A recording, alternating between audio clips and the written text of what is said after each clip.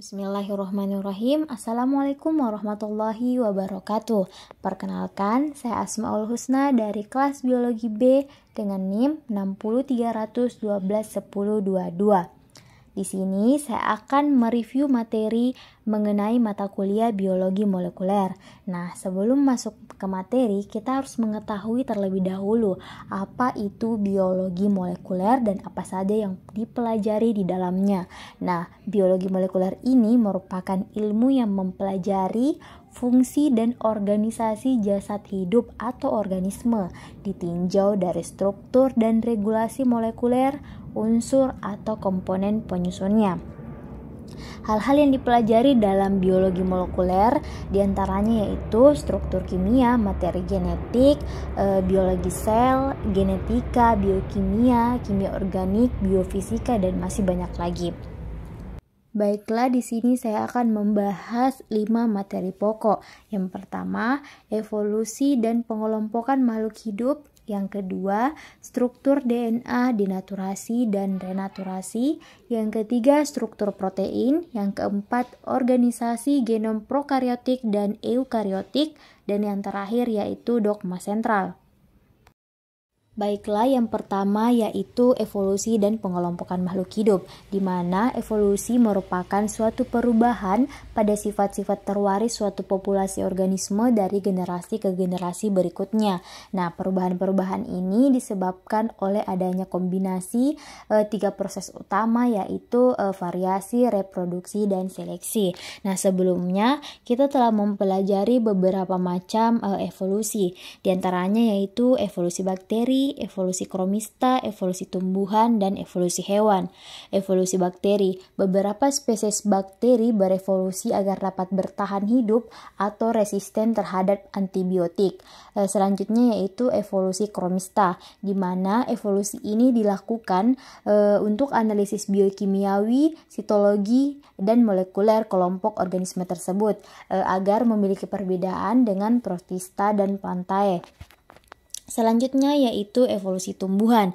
Nah, evolusi ini terjadi karena adanya seleksi alam. Asal muasal dari tumbuhan itu berasal dari tanaman akuatik yang kita kenal dengan alga hijau. Kemudian kemudian menuju ke tumbuhan vaskuler dan kemunculan biji, kemudian kemunculan tumbuhan berbunga. Selanjutnya yaitu evolusi hewan, di mana evolusi diketahui dengan petunjuk keturunan.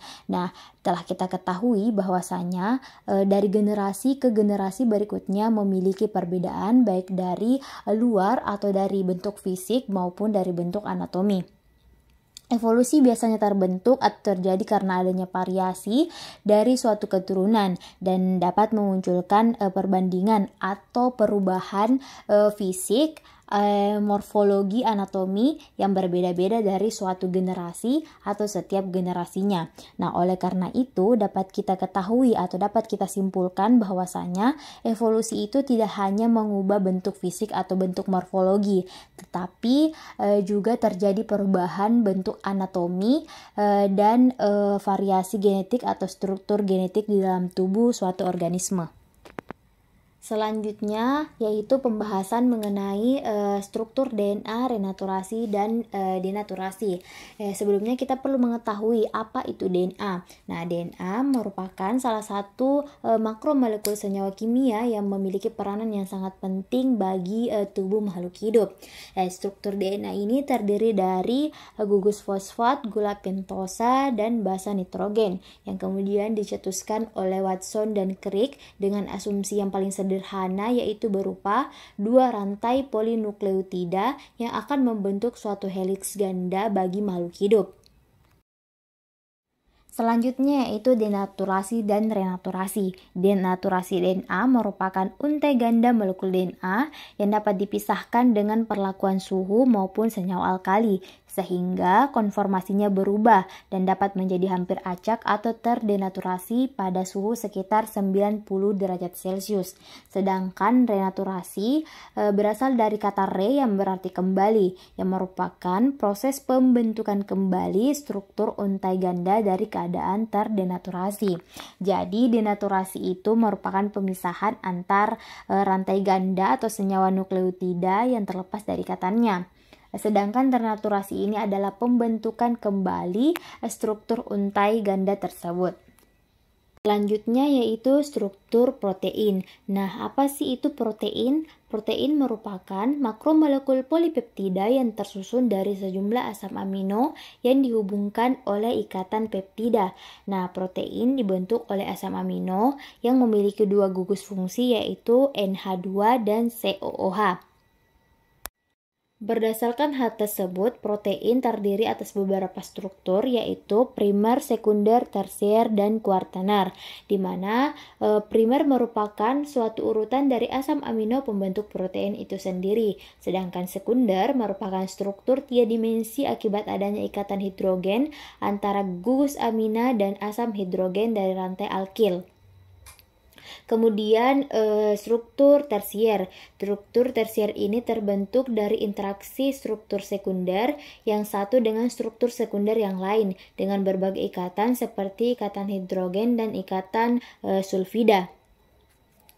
Yang terakhir yaitu struktur kuartaner, di mana struktur ini merupakan hasil interaksi dari beberapa struktur protein tersier yang terdiri dari dua atau lebih rantai polipeptida yang bergabung untuk membentuk satu protein. Organisasi genom prokariotik. Nah, prokariotik ini merupakan organisme yang terdiri dari satu sel tunggal atau hanya memiliki satu sel saja, yang merupakan tipe sel yang tidak memiliki sistem endomembran. Sedangkan genom ini merupakan seluruh materi genetik yang terdapat pada suatu sel.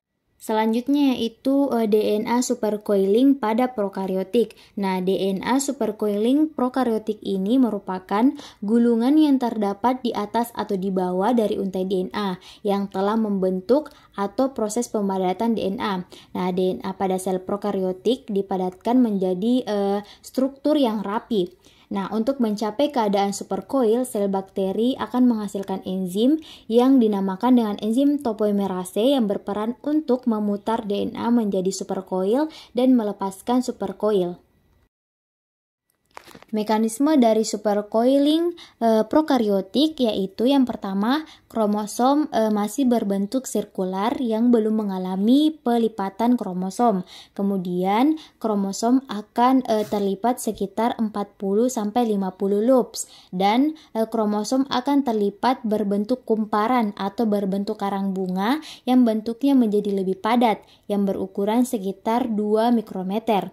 Nah, komponen dalam pengikatan DNA ini yaitu protein histon yang berperan untuk menghubungkan untai ganda yang terletak di dalam nukleoid. Organisasi genom eukariotik. Nah, eukariotik ini merupakan sekelompok organisme yang memiliki sel dengan kompartemen yang dikelilingi oleh membran termasuk nukleus. Nah, materi genetik pada inti eukariot ini berupa nukleoprotein yang terdiri dari DNA, RNA, protein histon, dan non-histon. Pengemasan DNA eukariotik terjadi di dalam kromosom. Nah, pengemasan DNA eukariotik ini terjadi di dalam kromosom di mana DNA utama pada sel eukariotik dikemas dalam sistem yang sangat efisien dan kompleks dengan menggunakan protein histon yang terdiri dari 5 macam yaitu H1, H2A, H2B, H3, dan H4. Mekanisme pengemasan DNA eukariotik, yaitu double helix DNA akan berinteraksi dengan protein histon yang kemudian akan memadat membentuk nukleosom, interaksi antar DNA dengan protein. Kemudian akan memadat menjadi kromatin dan kemudian menjadi kromosom. Nah, pada proses nukleosom terjadi satu kali lilitan berbentuk cincin yang menghasilkan 8 pengikatan protein histon. Dalam artian satu lilitan ada sekitar 140 pasang basa yang berpasangan. Khusus untuk khusus untuk histon 1 atau H1 berfungsi sebagai penjaga agar ikatan tidak terlepas dan mengikat tali yang sudah terlilit. Pada proses nukleosom dengan bantuan protein histon akan bermuatan positif, sedangkan DNA akan bermuatan negatif sehingga terjadi tarik-menarik antar DNA dan protein. Kemudian masuk ke materi terakhir yaitu dogma sentral. Dogma sentral ini merupakan konsep dasar dalam biologi molekuler yang menjelaskan arus informasi genetik dari DNA sampai ke protein melalui dua tahap utama yaitu transkripsi dan translasi. Nah, dogma sentral ini menjelaskan bagaimana proses pembacaan materi genetik menjadi protein yang berperan di setiap tahap metabolisme di dalam tubuh suatu organisme atau suatu makhluk hidup. Nah, dua tahap utama, yang pertama transkripsi, di mana transkripsi ini merupakan bagian dari ekspresi gen yang meliputi proses penyalinan informasi dalam DNA untuk ditranskripsi menjadi mRNA dengan bantuan enzim RNA polimerase. Nah, transkripsi ini terdiri dari 3 tahap, yaitu inisiasi, elongasi, dan terminasi, di mana pada tahap inisiasi RNA polimerase akan melekat pada promotor gen. Kemudian pada tahap elongasi pembentukan messenger RNA, dan pada tahap terminasi terjadi pengkopian messenger RNA. Selanjutnya yaitu translasi. Nah, translasi merupakan proses penerjemahan urutan nukleotida pada messenger RNA untuk menghasilkan protein. Nah, setiap kodon akan berpasangan dengan antikodon dalam tRNA. Nah, proses translasi berlangsung melalui 3 tahap juga, yaitu inisiasi, elongasi, dan terminasi, di mana pada tahap inisiasi ribosom subunit kecil akan melekat pada mRNA dan tRNA akan melekat pada start kodon. Kemudian elongasi merupakan di mana tahap asam amino akan datang dan melakukan pencocokan dengan tRNA dan akan membawa antikodon dan asam amino yang lain yang sesuai dengan bahasa nukleotida yang akan diterjemahkan. Kemudian yang terakhir yaitu terminasi, di mana proses ini yaitu ribosom akan terlepas dan akan berhenti melakukan pengkopian.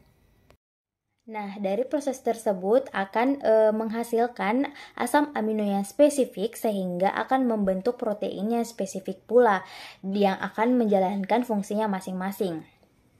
Nah, mungkin itu review materi mengenai 5 materi pokok yang dibahas dalam pembelajaran biologi molekuler.